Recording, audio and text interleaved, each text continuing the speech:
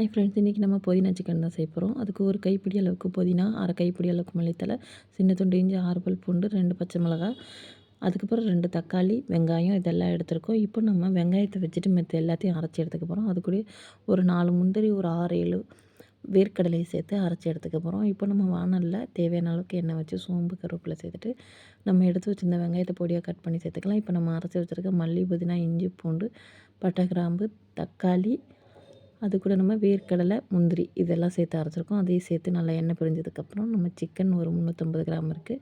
அதையும் சேர்த்து நல்லா வதக்கிக்கலாம். காரத்துக்கு ஏற்ப மிளகாத்தூள், சிக்கன் மசாலா 4 ஸ்பூன் அளவுக்கு சேர்த்துட்டு 2 டம்ளர் அளவுக்கு தண்ணி. நான் மல்லித்தழைலாம் அரைச்சதுலேயே கழுவி சேர்த்துட்டேன். தேவையான அளவுக்கு உப்பு சேர்த்து நல்லா மூடி போட்டு கொதிக்க விடுங்க.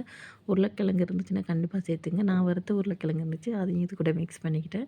பாருங்கள், மூடி போட்டு நல்லா கொதிக்க வச்சு எடுத்திங்கன்னா சப்பாத்திக்கு, பூரிக்கு, பரோட்டாக்கு ரொம்ப சூப்பராகும். கண்டிப்பாக ட்ரை பண்ணி பாருங்கள்.